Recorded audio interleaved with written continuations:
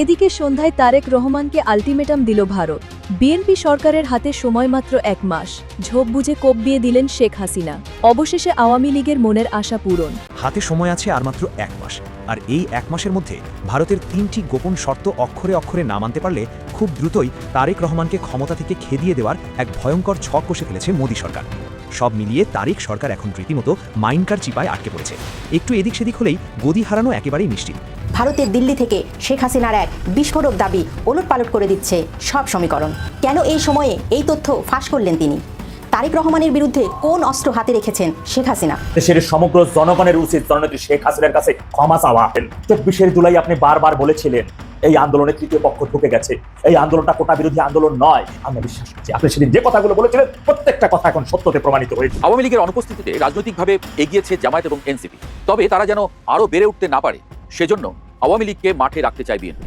স্থানীয় সরকারের নির্বাচনগুলো শেষ হলে একই সাথে আওয়ামী লীগ নেতাদের বিরুদ্ধে হওয়া মামলাগুলোর রায় হওয়ার পরেই আওয়ামী লীগের উপর থেকে নিষেধাজ্ঞা প্রত্যাহারের কথা চিন্তা করবে বিএনপি। দর্শক, নতুন একটা নিউজ আপনাকে স্বাগতম। প্রিয় দর্শক, বাংলাদেশের মধ্যে ঘটে যাওয়া বেশ কিছু চলমান ঘটনাবলী থেকে আপনাদের সামনে কয়েকটা গুরুত্বপূর্ণ খবর নিয়ে হাজির হয়েছি, যার কিছুটা অংশ বিশেষ ইতিমধ্যেই ভিডিওর শুরুতেই দেখেছেন। দর্শক, ভিডিওর শুরুটা দেখেই কিন্তু বুঝতে পেরেছেন আজকের নিউজটা ঠিক কতটা গুরুত্বপূর্ণ হতে চলেছে। তাই বলবো, যারা ভিডিওটি অন করেছেন না টেনে সম্পূর্ণ নিউজটি মনোযোগ সহকারে দেখতে থাকুন, তাহলে আজকের মূল বিষয়টা বুঝতে পারবেন। তো দর্শক, আর দেরি না করে চলুন দেখে আসবো আজকে সেই কাঙ্ক্ষিত ভিডিওগুলো। তবে তার আগে বলবো, যারা এখনো চ্যানেলটি সাবস্ক্রাইব করেননি অবশ্যই চ্যানেলটি সাবস্ক্রাইব করে পাশে থাকা বেল আইকনটি ক্লিক করে দিন। আর যারা ইতিমধ্যেই চ্যানেলটি সাবস্ক্রাইব করে রেখেছেন তাদেরকে অসংখ্য ধন্যবাদ। তো চলুন দর্শক, ভিডিওটিতে একটি লাইক দিয়ে আমরা ধারাবাহিকভাবে সবগুলো ভিডিওর আলোচনা দেখে আসি। হাতে সময় আছে আর মাত্র 1 মাস। আর এই 1 মাসের মধ্যে ভারতের 3টি গোপন শর্ত অক্ষরে অক্ষরে না মানতে পারলে খুব দ্রুতই তারেক রহমানকে ক্ষমতা থেকে খেদিয়ে দেওয়ার এক ভয়ঙ্কর ছক কষে ফেলেছে মোদী সরকার। গদিতে বসার পর থেকে চারপাশের অবস্থা এমনভাবে পাল্টে যাচ্ছে যা দেখে তাবর তাবর নেতাদেরও রীতিমতো চোখ ছানা বড়া হয়ে গেছে। একদিকে দিল্লির সাউথ ব্লকের চরম রাগ, অন্যদিকে দেশের ভেতরে ফুঁসতে থাকা এক বিশাল জনসমুদ্র। সব মিলিয়ে তারেক সরকার এখন রীতিমতো মাইনকার চিপায় আটকে পড়েছে। একটু এদিক সেদিক হলেই গদি হারানো একেবারেই নিশ্চিত। কিন্তু পর্দার আড়ালে আসলে কি এমন ঘটেছিল যার কারণে হঠাৎ করেই দিল্লির এমন ভয়ঙ্কর রূপ? আজকের এই বিশেষ প্রতিবেদনে ফাঁস করা হবে ভেতরের এমন কিছু চাঞ্চল্যকর খবর যা শুনলে রীতিমতো জ্ঞান হারানোর জোগাড় হবে। এই পুরো ঘটনাগুলো জানলে যে কেউ বুঝতে পারবে রাজনীতির ভেতরের খবর আসলে কতটা উত্তপ্ত এখন। ক্ষমতার রদবদলের পর সবাই যখন ভাবছিল এবার বুঝি একটু শান্তিতে থাকা যাবে, ঠিক তখনই বড় সড়ো এক ধাক্কা দিল দিল্লি। ভারতীয় গোয়েন্দা সংস্থা রয়ের এক গভীর মাস্টার প্ল্যানের ভেতরে পুরোপুরি আটকে পড়েছে খোদ প্রধানমন্ত্রী তারেক রহমানের কার্যালয়। রাজনীতির এই বড় দাবার বোর্ডে এমন এক ভয়ঙ্কর খেল সাজানো হয়েছে যা সাধারণ মানুষের ভাবনারও অনেক বাইরে। এই পুরো গেম প্ল্যানের পেছনের মূল কারিগর হলেন ভারতের অজিত ডোভাল। তার ইশারাতেই নাকি সুতোর টানে পুতুলের মতো চারপাশের সব কিছু সাজানোর চেষ্টা চলছিল, কিন্তু হিসাবের খাতায় কোথাও একটা বড় ধরনের প্যাচ লেগে গেছে। আর সেই হোঁচট খাওয়ার ফলেই এখন দিল্লির ভেতরে চলছে রীতিমতো ভূমিকম্প। আর এদিকে তারেক সরকার এখন পুরোপুরি দিশেহারা হয়ে পড়েছে, বুঝতে পারছে না কোন দিকে গেলে এই মহাবিপদ থেকে উদ্ধার পাওয়া যাবে। রাতের ঘুম হারাম হয়ে গেছে অনেক বড় বড় নেতার। তারা ভেবেছিল ভারতের সাথে হাত মিলিয়ে খুব সহজেই পার পেয়ে যাবে, কিন্তু এখন দেখছে কপালে অনেক বড় ভোগান্তি আছে। শোনা যাচ্ছে ক্ষমতায় বসার আগে দিল্লির সাথে তারেক রহমানের এক চরম গোপনীয় বোঝাপড়া হয়েছিল। টেবিলের নিচ দিয়ে দেওয়া হয়েছিল 3টি অত্যন্ত কড়া শর্ত। এই শর্তগুলো না মানলে গদি তো দূরের কথা, দেশের টেকাই দায় হয়ে যাবে। প্রথম শর্তটি ছিল উত্তর পূর্ব ভারতের বিদ্রোহীদের নিয়ে কোনোভাবেই যেন বাংলাদেশের 1 ইঞ্চি মাটিও তারা নিরাপদ জায়গা হিসেবে ব্যবহার করতে না পারে, সেই বিষয়ে কড়া গ্যারান্টি চাওয়া হয়েছিল। এটা ছিল দিল্লির একদম ক্লিয়ার কাট কথা। তারা কোনোভাবেই নিজেদের দেশের ভেতরে কোনো অশান্তি চায় না, তাই এই বিষয়ে তারা বর্তমান সরকারের কাছ থেকে একদম পাকাপাকি কথা আদায় করে নিয়েছিল। আর এই প্রথম শর্তটি ছিল তাদের কাছে সবচেয়ে বেশি দামি। দ্বিতীয় শর্তটি ছিল আরও ভয়ঙ্কর এবং চমকে দেওয়ার মতো। সবার রাজনীতি করার সুযোগের কথা বলে পরিষ্কার জানানো হয়েছিল সদ্য ক্ষমতাচ্যুত দল অর্থাৎ আওয়ামী লীগের ওপর থেকে সব ধরনের আইনি ও রাজনৈতিক বাধা পুরোপুরি তুলে নিতে হবে। সোজা কথায় তাদের আবার বুক ফুলিয়ে রাজনীতি করার সুযোগ করে দিতে হবে, কারণ ভারত চেয়েছিল তাদের পুরনো বন্ধুদের আবার মাঠে ফেরাতে। তারা চায়নি তাদের পুরনো পার্টনাররা একেবারে শেষ হয়ে যাক, তাই এই শর্ত দিয়ে তারা মূলত একটা বিশাল বড় চাল চেলেছিল। তারা চেয়েছিল এই দেশে তাদের একটা শক্ত খুঁটি সবসময় বেঁচে থাকুক, আর এই কাজের জন্য তারা বর্তমান সরকারকে ঢাল হিসাবে ব্যবহার করতে চেয়েছিল। আর তৃতীয় শর্তটি ছিল জামায়াতে ইসলামীকে নিয়ে মন্ত্রিসভা বা ক্ষমতার কোনো গুরুত্বপূর্ণ জায়গাতেই যেন এই দলটির ছায়াও না পড়ে তা যে কোনো মূল্যে নিশ্চিত করতে বলা হয়েছিল। ভারত কোনোভাবেই চায় না জামায়াত ক্ষমতার আশেপাশে থাকুক। তাদের ভয় এই দলটি ক্ষমতায় এলে তাদের অনেক বড় ক্ষতি হয়ে যাবে, তাই তারা এই দলটিকে একেবারে কোণঠাসা করে রাখার জন্য ভারত বরাবরই চাপ দিয়েছিল। এই 3টি শর্ত ছিল মূলত দিল্লির দেওয়া সেই অদৃশ্য শেকল যা দিয়ে নতুন সরকারকে বেঁধে রাখার এক নিখুঁত ফন্দি আটা হয়েছিল। দিল্লি ভেবেছিল এই দাবার চাল দিয়ে তারা পুরো কন্ট্রোল নিজেদের হাতে রাখবে, কিন্তু কে জানতো এই চাল তাদের দিকেই বুমেরাং হয়ে ফিরে আসবে। কিন্তু তারেক রহমান বদিতে বসার পর দৃশ্য একদম উল্টো দিকে ঘুরতে শুরু করে। যে আশা নিয়ে ভারত এত বড় গেম খেলেছিল তা এখন তাদের চোখের সামনেই তাসের ঘরের মতো ভেঙে চুরমার হয়ে যাচ্ছে। কারণ বর্তমান সরকার সেই গোপন চুক্তির কোনোটাই পাত্তা দিচ্ছে না। প্রথমত, ট্রাইব্যুনালের মাধ্যমে হাসিনা ও আওয়ামী লীগ নেতাদের দেশে ফিরিয়ে এনে বিচারের মুখোমুখি করার জন্য আটঘাট বেঁধে নেমেছে প্রশাসন, আর ভারত এটা কোনোভাবেই আশা করেনি। দ্বিতীয়ত, কারাবন্দী নেতাদের মুক্তির বদলে জেল গেটে আবারও নতুন নতুন মামলায় আটকে দিয়ে তাদের একেবারে কোণঠাসা করে ফেলা হচ্ছে। এতে দিল্লির রাগ একেবারে চরমে উঠেছে। তারা ভাবছে তাদের সাথে রীতিমতো বাটপাড়ি করা হয়েছে। তারা যে বিশ্বাস করে এত বড় সুযোগ দিয়েছিল তার কোনো দামই দেওয়া হয়নি। আর সবচেয়ে বড় ধাক্কাটি এসেছে যখন দেখা গেল জামায়াতে ইসলামীকে দূরে রাখা তো দূরের কথা, উল্টো তারা ক্ষমতার একেবারে নাকের ডগায় চলে আসার প্রস্তুতি নিচ্ছে। এই ঘটনাগুলোতে দিল্লির মাথা ব্যথা এখন চরম আকার ধারণ করেছে। আগের সেই তেতস্মৃতি আবারও তাদের তাড়া করে বেড়াচ্ছে। ফলে পুরনো রাগ আর নতুন সন্দেহের কারণে ভারত এখন রীতিমতো নাকানি চুবানি খাওয়ার অবস্থায় পৌঁছে গেছে। ক্ষোভে ফুঁসতে থাকা ভারত এখন যে কোনো মূল্যে এই সরকারকে সাইজ করার জন্য মরিয়া হয়ে উঠেছে। তারা চাইছে এই গেমের একটা শেষ দেখতে। অন্যদিকে তারেক রহমানের অবস্থা এখন এমন যে চোখে সর্ষে ফুল দেখছেন। ভারতের এই কঠিন রূপ দেখে সরকারের বড় বড় নেতাদেরও মাথায় হাত। তারা বুঝতে পারছে না কিভাবে এই বিশাল ফাটল জোড়া লাগানো যাবে। এদিকে দিল্লির এই চাপ সামলাতে গিয়ে দেশের ভেতরে তৈরি হচ্ছে আরেক ভয়ঙ্কর অবস্থা। জুলাইয়ের সেই উত্তাল দিনগুলোতে যারা রাজপথে নেমেছিল তারা এখন চরম বিরক্ত। সাধারণ মানুষের মনে প্রশ্ন জেগেছে, তবে কি এত বড় একটা পরিবর্তনের পর পাওয়া নতুন বাংলাদেশ কেবল দিল্লির মন রক্ষা করার জন্যই চলবে? মানবাধিকার কমিশন বা সুপ্রিম কোর্টের মতো জায়গাগুলোতে যে রদবদলের চেষ্টা চলছে তা দেখে অনেকেই দিশেহারা হয়ে পড়েছেন।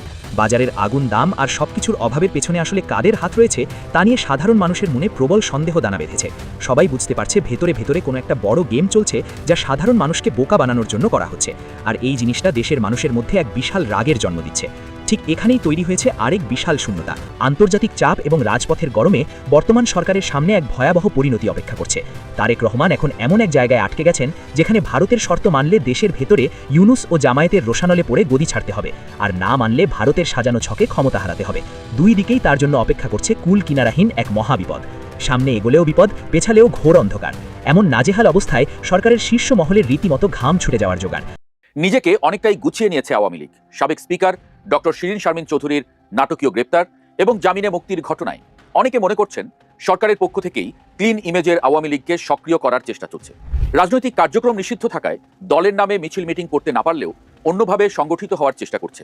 একই সাথে নিষেধাজ্ঞার বিরুদ্ধে আইনের আশ্রয় নিয়ে আইনি প্রক্রিয়ায় ফিরে আসার চেষ্টাও চলছে। মনে থাকার কথা, 12 ফেব্রুয়ারি জাতীয় সংসদ নির্বাচনের পরের দিনই দেশের অন্তত 15টি জেলা উপজেলায় আওয়ামী লীগের দলীয় কার্যালয় খোলা হয়। কোথাও তালা ভেঙে, কোথাও পতাকা উড়িয়ে, স্লোগান দিয়ে, এমনকি বিএনপি নেতাদের উপস্থিতিতে দেশের বিভিন্ন জায়গায় আওয়ামী লীগ অফিস খোলা হয়েছে। পঞ্চগড়, ঠাকুরগাঁও, মাগুরা, দিনাজপুর, খুলনা, চট্টগ্রাম, এমনকি ঢাকায় কেন্দ্রীয় কার্যালয় খোলার চেষ্টাও হয়েছে। ফেব্রুয়ারি থেকে এই এপ্রিল পর্যন্ত সংখ্যাটি আরও বেড়েছে। বিভিন্ন উপজেলায় আওয়ামী লীগের নামে পোস্টার ব্যানারও দেখা যাচ্ছে। অনেকে এটাকে বলছেন গ্রাসরুট রিভাইভাল, অর্থাৎ দল নিষিদ্ধ থাকা সত্ত্বেও তৃণমূল কর্মীরা পরিবেশ যাচাই করছে। ভারতে অবস্থানরত দলের সভানেত্রী শেখ হাসিনা নেতাকর্মীদের মানসিক প্রস্তুতি নিতে বলেছেন। তিনি বলেছেন, জেলে যাওয়ার ঝুঁকি নিয়েও নেতাকর্মীদের দেশে ফিরে যেতে হবে। সরকারও আওয়ামী লীগ নেতাদের দেশে ফিরিয়ে এনে বিচারের মুখোমুখি করতে চায়। তবে আওয়ামী লীগ নেতারা এই মুহূর্তেই দেশে ফিরতে আগ্রহী নয়। তবে ভারতের থেকেই এলাকায় দল সংগঠিত করার বিষয়ে তারা বেশি আগ্রহী। তারা চান অনলাইন অ্যাক্টিভিটি করতে এবং দেশের ভেতরে যারা দল সংগঠনে কাজ করবে তাদেরকে অর্থায়ন করবেন। তারা চান অনলাইন অ্যাক্টিভিটি করতে এবং দেশের ভেতরে যারা দল সংগঠনে কাজ করবে তাদেরকে অর্থায়ন করতে। অর্থায়নের প্রশ্নেই নিজেদের ব্যবসা প্রতিষ্ঠানগুলো আবার চালু করতে চান আওয়ামী লীগকে অর্থায়নকারী ব্যবসায়ীরা। এর মধ্যেই এস আলম গ্রুপের একটি প্রতিষ্ঠান ফার্স্ট কমিউনিকেশন লিমিটেডের উপর থেকে নিষেধাজ্ঞা তুলে নিয়েছে বিটিআরসি। শুধু তাই নয়, ব্যাংক রেজুলেশন বিলের মাধ্যমে একীভূত হওয়া 5টি ব্যাংক আবারও এস আলম গ্রুপের হাতে ফিরিয়ে দেওয়ার প্রক্রিয়া শুরু হয়েছে। অর্থাৎ আওয়ামী লীগের কার্যক্রম পরিচালনায় অর্থায়নের পথও ধীরে ধীরে খুলছে। সামাজিক মাধ্যমে অনেকেই এটাকে বলছেন পুনর্বাসনের গ্রিন সিগন্যাল। তবে আওয়ামী লীগের এই পুনর্বাসন প্রক্রিয়ায় শেখ হাসিনার সায় আছে কিনা তা কেউ নিশ্চিত করে বলতে পারছেন না। তবে গত মাসে ভার্চুয়াল আলোচনায় শেখ হাসিনা দেশের ভেতরে দলের নেতাকর্মী সমর্থক যারা আছেন তাদেরকে নিজ নিজ জায়গা থেকে দলকে সংগঠনের আহ্বান জানিয়েছেন। বিশেষ করে পেশাজীবী সংগঠনের নির্বাচন সহ সব ধরনের নির্বাচনে অংশ নিতে, এমনকি দলের নাম ব্যবহার করা সম্ভব না হলে অন্য কোনো নামে হলেও সক্রিয় থাকতে বলেছেন। শেখ হাসিনার এই নির্দেশনা অনুসারেই শিরিন শারমিন চৌধুরী বা সাবের হোসেন চৌধুরীরা দলের হাল ধরতে এগিয়ে এসেছেন বলে অনেকে মনে করছেন। এর মধ্যে আওয়ামী লীগের অনলাইন অ্যাক্টিভিটি অনেক বেড়েছে। আওয়ামী লীগ এবং ছাত্রলীগের ভেরিফাইড ফেসবুক পেজগুলোতে সাইবার আন্দোলনের ডাক দেওয়া হচ্ছে। আওয়ামী লীগের ফিরে আসার আলোচনাটা আরও জোরালো হয়েছে সাবেক স্পিকার ডক্টর শিরিন শারমিন চৌধুরীর গ্রেপ্তার এবং মুক্তির পর। নিজের বাড়ি থেকেই গ্রেপ্তার করা হয় তাকে, কোনো রিমান্ডে নেওয়া হয়নি। গ্রেপ্তারের 4 দিনের মধ্যেই আবার জামিনে মুক্তি। পুরো বিষয়টি অনেক আলোচনার জন্ম দিয়েছে। ডক্টর ইউনূসের আমলেও শিরিন শারমিন চৌধুরী, সাবের হোসেন চৌধুরী, ফজলে নূর তাপস এবং মাশরাফি বিন মুর্তজার মতো নেতাদের নিয়ে রিফাইন্ড আওয়ামী লীগের কথাও শোনা গিয়েছিল। বিশেষ করে শেখ হাসিনার বিচার পর্বে ফজলে নূর তাপসের সাথে শেখ হাসিনার একটি কথোপকথনের অডিও ক্লিপ ছড়িয়ে পড়ে, যা শেখ হাসিনার বিচারের ডিজিটাল এভিডেন্স হিসেবে হাজির করা হয়। এই ক্লিপের উৎস নিয়ে আলোচনায় তাপসকে সামনে রেখে আওয়ামী লীগের পুনর্বাসনের কথা শোনা যায়। তবে সে সময় বিষয়টি আর এগোয়নি। উল্টো আওয়ামী লীগের কার্যক্রম নিষিদ্ধ করে দেয় ইউনূস সরকার। এখন শিরিন শারমিন চৌধুরীর জামিনের পর বিষয়টি নতুন করে আলোচনায় এসেছে। আওয়ামী লীগের অনুপস্থিতিতে রাজনৈতিকভাবে এগিয়েছে জামায়াত এবং এনসিপি। তবে তারা যেন আরও বেড়ে উঠতে না পারে, সেজন্য আওয়ামী লীগকে মাঠে রাখতে চায় বিএনপি। তবে সে সময় এখনো আসেনি। স্থানীয় সরকারের নির্বাচনগুলো শেষ হলে একই সাথে আওয়ামী লীগ নেতাদের বিরুদ্ধে হওয়া মামলাগুলোর রায় হওয়ার পরেই আওয়ামী লীগের উপর থেকে নিষেধাজ্ঞা প্রত্যাহারের কথা চিন্তা করবে বিএনপি। কিন্তু তার আগ পর্যন্ত আওয়ামী লীগের অনুসারীরা যাতে রাজনৈতিক চর্চা করতে পারেন, সেজন্য সরকারের সাথে সমঝোতায় এই বিকল্প ব্যবস্থা হচ্ছে বলে আলোচনা আছে। বাংলাদেশ আওয়ামী লীগের নেতা কর্মী সমর্থক যারা বিশেষ করে এই প্রজন্মের জেনজি প্রজন্মের এবং আমাদের প্রজন্মের যারা, তাদের কাছে একটা প্রশ্ন, আপনারা কি মাওলানা আব্দুল হামিদ খান ভাসানীকে চেনেন? তার রাজনৈতিক পরিচয় আপনারা জানেন? তিনি আওয়ামী লীগের কে ছিলেন আপনারা কি জানেন? যদি জেনে না থাকেন তবে জেনে নিন, মাওলানা আব্দুল হামিদ খান ভাসানী ছিলেন বাংলাদেশ আওয়ামী মুসলিম লীগের প্রতিষ্ঠাকালীন সভাপতি এবং সেই কমিটিতে সাধারণ সম্পাদক ছিলেন সৈয়দ শামসুল হক এবং সেই কমিটির যুগ্ম সাধারণ সম্পাদক ছিলেন আমাদের জাতির পিতা বঙ্গবন্ধু শেখ মুজিবুর রহমান। 1976 সালের 17 নভেম্বর ঢাকার পিজি হসপিটাল, বর্তমান বঙ্গবন্ধু শেখ মুজিব মেডিকেল বিশ্ববিদ্যালয়ে চিকিৎসাধীন অবস্থায় তিনি মৃত্যুবরণ করেন। তার জন্ম তারিখ রেখে দেন, তার মৃত্যু 1976 সাল। মনে রাখবেন, এখানে ব্যাখ্যা দিব তো। 1976 সালে মাওলানা আব্দুল হামিদ খান ভাসানী মৃত্যুবরণ করেছিলেন। মাওলানা আব্দুল হামিদ খান ভাসানী বাংলাদেশ আওয়ামী লীগ থেকে চলে যাবার পর একটা নতুন দল গঠন করেছিলেন, যেটার নাম ছিল ন্যাশনাল আওয়ামী পার্টি, ন্যাপ। এই দল তিনি গঠন করেছিলেন 1957 সালে। স্বাধীনতার পর 1973 সালে নির্বাচনে এই ন্যাপকে নিয়ে তিনি নির্বাচনে অংশ নিয়েছিলেন। তৎকালীন সময়ে তার নির্বাচনী প্রতীক ছিল ধানের শীষ। আপনারা বুঝতে পারছেন? 1957 সালে যখন তিনি ন্যাপ প্রতিষ্ঠা করেন, ন্যাশনাল আওয়ামী পার্টি, এই পার্টি স্বাধীনতার পর 1973 সালে নির্বাচনে অংশ নিয়েছিল। তৎকালীন সময়ে তাদের প্রতীক ছিল ধানের শীষ। মাওলানা আব্দুল হামিদ খান ভাসানী মরে যান 1976 সালে। তাহলে তিনি কিভাবে 1979 সালে জনাব জিয়াউর রহমানকে ধানের শীষ প্রতীক তুলে দিয়েছিলেন? এই ব্যাখ্যাটা কি আপনারা আমাকে কেউ দিতে পারবেন? বিএনপির নেতাকর্মী সমর্থক ভাই ও বোনেরা, আপনাদের প্রধানমন্ত্রী, দুঃখিত পরাধীন মন্ত্রী জনাব তারেক রহমান গতকাল টাঙ্গাইলে কৃষক কার্ডের কর্মসূচি পালন করতে গিয়ে সেখানে তিনি বক্তব্য দিয়ে বলেছেন, মাওলানা আব্দুল হামিদ খান ভাসানীর প্রতীক ছিল ধানের শীষ। তিনি 1979 সালে ধানের শীষ প্রতীক জিয়াউর রহমানকে হস্তান্তর করেন। একজন মানুষ 1976 সালে দুনিয়ার মায়া ত্যাগ করে চলে গেছেন, অর্থাৎ মাওলানা আব্দুল হামিদ খান ভাসানী 1976 সালে তিনি মৃত্যুবরণ করেন। তাহলে 1979 সালে মাওলানা আব্দুল হামিদ খান ভাসানীর আত্মা জিয়াউর রহমানকে ধানের শীষ প্রতীক তুলে দিয়েছে। জনাব তারেক রহমান যে বলেছেন এই কথা, এই ভিডিও তো আপনাদের দেখা উচিত। চলেন দেখি ভিডিও। যখন 1979 সালে নির্বাচনের সময় আসলো, সেই সময় মাওলানা ভাসানী শহীদ রাষ্ট্রপতি জিয়াউর রহমানকে বললেন, তোমার হাতে আমি ধানের শীষ তুলে দিলাম। এখন এই ব্যক্তিকে আপনারা কি বলবেন? এটা হচ্ছে ইন্টারফেলের পার্শ্ব প্রতিক্রিয়া। কি নিদারুণ পার্শ্ব প্রতিক্রিয়া, কি নিদারুণ ইতিহাস বিকৃতি। জিয়াকে স্বাধীনতার ঘোষক বানানো, ফরিদপুরে গিয়ে যেখানে হয় ভুট্টা চাষ, সেখানে তিনি বলতেছেন সয়াবিন চাষ হয়। দীর্ঘদিন তিনি এখানকার সয়াবিন চাষ দেখেছেন। এইরকম মিথ্যাচার করা বিএনপির নেতাকর্মীদের যেমন স্বভাব, তাদের দলীয় প্রধান তারও স্বভাব। এটা তার দোষ না, আমি তাকে দোষারোপ করবো না, কারণ তার সক্ষমতায় ওইটুক। তিনি বাংলাদেশের কোন শিক্ষা প্রতিষ্ঠান থেকে ইন্টারমিডিয়েট পাস করেছেন, এই প্রমাণটা আমি দেখতে চাই। বিএনপির ভাই বোনেরা যারা আমাকে গালি দেবেন এই ভিডিওর কমেন্ট বক্সে এসে, আপনারা আমাকে দয়া করে তারেক রহমানের ইন্টার পাস যে সার্টিফিকেট, এটা একটু দেখাবেন প্লিজ। আমি দেখতে চাই উনি কোথায় থেকে ইন্টারমিডিয়েট পাস করেছেন। আমি যতটুকু জানি উনি এসএসসি পাস কোনোভাবে টেনে টুনে করেছিলেন। জঘন্য ছাত্র ছিল, পিতার যে দাপট সেটা ব্যবহার করতো, স্কুলের সহপাঠীদের সাথে খারাপ আচরণ করতো। শাহিন কলেজে সম্ভবত পড়তো, কলেজের কর্তৃপক্ষ তাকে বের করে দিয়েছিল তার জঘন্য ব্যবহারের কারণে। এই জিয়ার পুত্র জিয়া ছোটকাল থেকে এই যে 17 বছর পশ্চিমা সংস্কৃতিতে ছিল, আপনারা অনেকেই ভেবেছিলেন এর চারিত্রিক পরিবর্তন এসেছে, কিন্তু এর চারিত্রিক পরিবর্তন আসেনি। ন্যূনতম পরিবর্তন এর মধ্যে আমরা দেখি না। এই যে মিথ্যুক, ইতিহাসের মিথ্যাচার, ইতিহাসকে বিকৃত করা, এটা এদের রাজনৈতিক রুটি রুজি। আপনারা যেভাবে ব্যাখ্যা করেন না কেন, এটা এদের চারিত্রিক বৈশিষ্ট্য। এই যে কৃষক কার্ড, ফ্যামিলি কার্ড, এইটা কার্ড, ওইটা কার্ড, এগুলা গাল গল্প ছড়ানো হচ্ছে শুধুমাত্র আড়াল থেকে। এই কার্ডের নাম করে লক্ষ লক্ষ টাকা তার নেতাকর্মীদের পেটে ঢোকানোর জন্য, রাষ্ট্র যাতে ঋণগ্রস্ত হয় সেই বন্দোবস্ত করার জন্য। ইতিহাস বিকৃতি করে এই প্রজন্মের চোখে ধুলো দেওয়া এত সহজ না মিস্টার ইন্টার পাস প্রধানমন্ত্রী। এবার বুঝতে পারতেছেন কেন সংসদে বসে এরকম ভাবে টেবিলে থাপড় মারে? কেন জানেন? কারণ তিনি কিছু জানেন না। যদি না জানেন, এখন একটা লাইন বলতে গিয়ে যদি 2টা শব্দ ভুল হয়, একটা ইতিহাস 5 মিনিট বলতে গিয়ে যদি তিনি সেখানে ইতিহাসের মূল ব্যাখ্যাটাই ভুলভাবে উপস্থাপন করেন, এখন যদি তিনি আর্টিফিশিয়াল ইন্টেলিজেন্সের সহায়তা নিয়ে ইতিহাস বলার ট্রাই করেন, সেটা তো হবে না। আর্টিফিশিয়াল ইন্টেলিজেন্স সব সত্য বলবে না, গুগলে সার্চ করলেও সব সত্য মিলবে না। তারা বিভিন্ন ওয়েবসাইট থেকে তথ্য সংগ্রহ করে আপনাদেরকে প্রোভাইড করে। এইটুক সেন্স ইন্টারফেল প্রধানমন্ত্রীর আছে? নাই তো। যদি থাকতো, এইরকম ঢা মিথ্যার কথা তিনি কিভাবে বলেন? যে ব্যক্তি 1976 সালে মরে গেছে, সেই ব্যক্তি কিভাবে 1979 সালে জিয়াউর রহমানকে ধানের শীষ প্রতীক হস্তান্তর করে? মিথ্যা বলার তো একটা ধরন আছে ভাই, একটা সামঞ্জস্যতা রেখে মিথ্যা বলতে হয়। এইভাবে মিথ্যা বললে বাংলাদেশের মানুষ তো তাকে জুকার বলে। সে কি সেটা জানে? সংসদে কেন তিনি কথা বলেন না? কেন প্রত্যেকটা বিল, স্বাস্থ্য হোক, শিক্ষা হোক, আইসিটি হোক, প্রত্যেকটা বিল উত্থাপন করা হয় সালাউদ্দিনকে দিয়ে এবং প্রত্যেকটা প্রশ্নের উত্তর দেয় শিলং সালাউদ্দিন? তাহলে এই ছায়া প্রধানমন্ত্রীকে দিয়ে বাংলাদেশের মানুষের লাভ হয়েছে কি? 17 বছর পর বাংলাদেশে এসে প্রধানমন্ত্রী হলেন, স্বাধীনতা পরবর্তী বাংলাদেশের ইতিহাসের প্রথম প্রধানমন্ত্রী। দীর্ঘদিন পর বাংলাদেশের মানুষ প্রধানমন্ত্রী পেয়েছে পুরুষ মানুষকে, কিন্তু এই পুরুষ যে অঙ্গহীন পুরুষ, এটা তো আপনারা জানতেন না। যদি জানতেন, তবে কি এর মতো বিকৃত চরিত্রের মিথ্যুককে প্রধানমন্ত্রী বানাতেন? এইভাবে ইতিহাসের বিকৃতি ঘটাচ্ছে, এইভাবে ইতিহাসকে নিয়ে তারা ছিনিমিনি খেলতেছে, এইভাবে ইতিহাসকে তারা মিথ্যা রূপে রূপান্তর করার আপ্রাণ চেষ্টা চালাচ্ছে। কিন্তু আমাদের প্রজন্ম, আমাদের পরবর্তী প্রজন্ম, আমরা ইতিহাস পড়েছি, আমরা জানি, আমরা শুনি, আমরা বুঝি। আমাদেরকে ঘোল খাওয়ানো, আমাদের চোখে ধুলো দেওয়া এত সহজ না। জনাব পরাধীন মন্ত্রী, আশা করি পরবর্তীতে কোনো বক্তব্য দেবার আগে কয়েকটা বই ঘেটে ঘুটে জেনে শুনে বক্তব্য দেবেন, নইলে বাংলাদেশের মানুষ কোন দিন দেখবেন আপনার জনসভায় খুলে মারতেছে। আশা করি বুঝতে পেরেছেন। দেশের সমগ্র জনগণের উচিত জননেত্রী শেখ হাসিনার কাছে ক্ষমা চাওয়া। জঙ্গিরা প্রধানমন্ত্রীকে দেশ থেকে বাধ্য করেছে এবং পরবর্তীতে হায়নার মতো 32 নম্বরকে ভেঙে তুলে খানখান করে দিয়েছে। আমরা রক্ষা করতে পারি নাই। এই জন্য সমগ্র জনগণের উচিত ক্ষমা চাওয়া এবং জুলাই আগস্টে জঙ্গিদের কথা বিশ্বাস করে যারা রাস্তায় নেমেছিলেন, তাদের সকলের উচিত হাত জোর করে নেত্রীর কাছে ক্ষমা প্রার্থনা করা। জননেত্রী শেখ হাসিনা, আপনি আমাদেরকে ক্ষমা করে দিয়েন। 24 জুলাই আপনি বারবার বলেছিলেন এই আন্দোলনে তৃতীয় পক্ষ ঢুকে গেছে।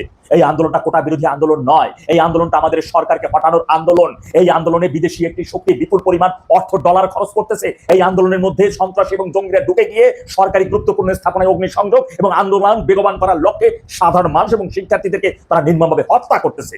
আমরা সেদিন আপনার এই কথা বিশ্বাস করি নাই। আমরা সেদিন বলেছিলাম তিনি ক্ষমতায় থাকার জন্য, তিনি এই আন্দোলনকে ভিন্ন দিকে প্রভাবিত করার জন্য এবং যারা ন্যায্য আন্দোলন করতেছে তাদেরকে জঙ্গি ট্যাগ দিয়ে গ্রেপ্তার করার জন্য তিনি এসব মিথ্যাচার করছেন। আমরা সেদিন আপনার এই কথা বিশ্বাস করি নাই নেত্রী। আজকে দেশ ধ্বংসের পরে আমরা বিশ্বাস করছি আপনি সেদিন যে কথাগুলো বলেছিলেন প্রত্যেকটা কথা এখন সত্যতে প্রমাণিত হয়েছে। এরই মধ্যে দেশি বিদেশি বিভিন্ন মিডিয়াতে, এমনকি যুক্তরাষ্ট্রের বর্তমান রানিং প্রেসিডেন্ট ডোনাল্ড ট্রাম্পও বলেছেন যে বাংলাদেশের রিজন চেঞ্জের জন্য তাদের ডিপ স্টেট বিপুল পরিমাণ অর্থ খরচ করেছে। যে অর্থের কাছে বর্তমান সেনাপ্রধান সহ সেনাবাহিনীর ডিজিএফআই পরিচালক আর উচ্চপদস্থ কর্মকর্তাগণ, পুলিশের উচ্চপদস্থ কর্মকর্তাগণ এবং দেশের তথাকথিত নায়ক, নায়িকা, শিল্পী, লেখক, গায়িকা, সাংবাদিক, তথাকথিত মানবাধিকার সদস্য, তারা বিক্রি হয়ে গেছে সেই বিপুল পরিমাণ ডলারের কাছে। জুলাই আগস্টে সেই তথাকথিত যেসব সুশীলগড় মিডিয়ার সামনে যে বড় ধরনের হুঙ্কার দিয়ে সরকার হটানোর উদ্দেশ্যে যে আন্দোলন করেছিল, গত 2 মাসে বাংলাদেশে যে হাজার হাজার মানুষকে নির্মমভাবে হত্যা করা হয়েছে, আমার হাজার হাজার মা বোনকে নির্মমভাবে ধর্ষণ করা হয়েছে, সেই বিষয়ে তারা কোনো মুখে পুলুক এটাই দ্বারা প্রমাণিত হয় সবগুলো ছিল ডলার কোর, সবগুলো দেশদ্রোহী, সবগুলো দেশ বিরোধী। গত 10 এপ্রিল যুক্তরাষ্ট্রের একটি প্রভাবশালী পত্রিকা এই অনুসন্ধানী প্রতিবেদনটি তৈরি করেছে। 24 সালের 5 আগস্ট বাংলাদেশ আওয়ামী লীগ সরকারের পতন ও তৎকালীন প্রধানমন্ত্রী শেখ হাসিনার দেশ ত্যাগের নেপথ্যে যুক্তরাষ্ট্রের বিশাল অঙ্কের অর্থ ব্যয়ের এক চাঞ্চল্যকর তথ্য সামনে এসেছে। মার্কিন সংবাদ মাধ্যম সিএসবি নিউজ ইউএসএ তাদের এক বিশেষ প্রতিবেদনে দাবি করেছে বাংলাদেশে নির্বাচিত সরকার পরিবর্তনের লক্ষ্য অর্জনে ওয়াশিংটন $325 মিলিয়ন বেশি অর্থ ব্যয় করেছে। The paper trail how Washington spent over 325 million dismantling Bangladesh's elected government শীর্ষক এই প্রতিবেদনটি শুক্রবার প্রকাশিত হয়। প্রতিবেদনে বলা হয়েছে নথিপত্রে যে কাগজে প্রমাণ পাওয়া গেছে তা কোনো মিথ্যা বলে না। নথিপত্রে সিএসবি নিউজ দাবি করেছে তারা বিভিন্ন মার্কিন গ্রান্ট ডাটাবেস, কংগ্রেশনাল টেস্টিমনি এবং ডিক্লেসিফাইড বা উন্মুক্ত করা প্রোগ্রাম রিভিউ বিশ্লেষণ করেছে। প্রতিবেদন বলা হয়েছে বিশ্বজুড়ে সংবাদ মাধ্যমগুলো যখন বাংলাদেশে 24 আগস্টের ঘটনা প্রবাহকে গণতান্ত্রিক অভ্যুত্থান হিসেবে প্রচার করছিল, তখন পর্দার আড়ালে যুক্তরাষ্ট্রের গ্রান্ট বা অনুদানগুলো একটি নির্দিষ্ট লক্ষ্য প্যানে এগোচ্ছিল। টাকা খরচ হয়েছে যেসব খাতে অনুসন্ধানে ওই প্রতিবেদন উল্লেখ করা হয়, এই বিশাল পরিমাণ অর্থের একটি বড় অংশ ব্যয় করা হয়েছে বিভিন্ন বেসরকারি সংস্থা, এনজিও, নির্দিষ্ট কিছু নাগরিক সমাজ, সিভিল সোসাইটি এবং ডিজিটাল প্ল্যাটফর্মের মাধ্যমে। বিশেষ করে 24 সালের মাঝামাঝি সময় থেকে বাংলাদেশে অর্থ প্রবাহের প্রতি গতি অস্বাভাবিক হারে বেড়ে যায়। ডিজিটাল ক্যাম্পেইন পরিচালনা এবং সাংগঠনিক সক্ষমতা বাড়ানোর নামে এই অর্থ স্থানীয় বিভিন্ন গোষ্ঠীর হাতে পৌঁছানো হয়। প্রতিবেদনে বলা হয় এটি কেবল একটি স্বতঃস্ফূর্ত গণ আন্দোলন ছিল না, বরং এটি ছিল দীর্ঘমেয়াদী এবং সুপরিকল্পিতভাবে অর্থায়ন করা একটি প্রকল্প। সিএসবি নিউজ দাবি করছে, নথিপত্রগুলো বিশ্লেষণ করলে দেখা যায় ওয়াশিংটনের এই বিনিয়োগ সরাসরি তৎকালীন নির্বাচিত সরকারকে অস্থিতিশীল করার প্রক্রিয়ার সঙ্গে যুক্ত ছিল। এই প্রতিবেদনটি প্রকাশের পর আন্তর্জাতিক মহলে ব্যাপক তোলপাড় শুরু হয়েছে। 24 সালের পরিবর্তনকে জেনারেশন জেড এর বিপ্লব হিসেবে অভিহিত করা হলেও নতুন এই তথ্য সেই ধারণাকে চ্যালেঞ্জের মুখে ফেলেছে। তবে এই প্রতিবেদনের বিষয় এখন পর্যন্ত ওয়াশিংটন বা বাংলাদেশের বর্তমান সরকার ও অন্তর্বর্তীকালীন সরকারে থাকা ব্যক্তিদের থেকে কোনো আনুষ্ঠানিক বক্তব্য পাওয়া যায়নি। রাজনৈতিক বিশ্লেষকরা মনে করছেন, যদি এই $325 মিলিয়ন ব্যয়ের নথিপত্র সঠিক হয়, তবে তা দক্ষিণ এশিয়া মার্কিন পররাষ্ট্রনীতির হস্তক্ষেপ নিয়ে নতুন করে বিতর্ক সৃষ্টি করবে। যদি কি আবার, যেখানে যুক্তরাষ্ট্রের মালিকানাধীন শীর্ষ পত্রিকা নিউজ করেছে আর এখন পর্যন্ত ওয়াশিংটন এই বিষয়ে কোনো বিবৃতি দেয়নি বা প্রতিবাদ জানায়নি, এমনকি ডেভিল ইনুসগঞ্জেরও করে নাই, এখানে আবার যদির কথা কেন আসবে? ক্ষমা চান দেশের জনগণ। আজকে এই দেশ ধ্বংসের জন্য দায়ী আমরা যারা সাধারণ নাগরিক রয়েছি, আমরা যারা ছিলাম। আমরা বাধ্য করেছিলাম রানিং প্রধানমন্ত্রীকে দেশ থেকে বের করে দিতে। আফসোস, আমরা 32 নম্বর দখল করতে পারি নাই। প্রধানমন্ত্রীর কথা আমরা বিশ্বাস করি নাই, দেশ ধ্বংস করেছি। এমনকি তিনি যদি আজকে বলেন যে আমি তো 32 নম্বর স্বাধীনতার আতুর ঘর, এটা তো আপনাদের জন্য ছিল, সেটা কেন রক্ষা করতে পারেনি, এই প্রশ্নের জবাবটা কি দেব? প্রিয় দর্শক, আমি আশা করছি সবগুলো ভিডিওই আপনি মনোযোগ সহকারে দেখেছেন। সেই সাথে দর্শক, এই ভিডিওগুলো সম্পর্কিত যদি কোনো তথ্য বা মতামত থাকে তাহলে তো অবশ্যই কমেন্ট করে জানিয়ে দিন। এতক্ষণ সাথে থাকার জন্য ধন্যবাদ। নিউজটি শেষ করছে এখানেই, ফিরছে আগামী ভিডিওতে নতুন কোনো টপিক নিয়ে। আল্লাহ হাফেজ।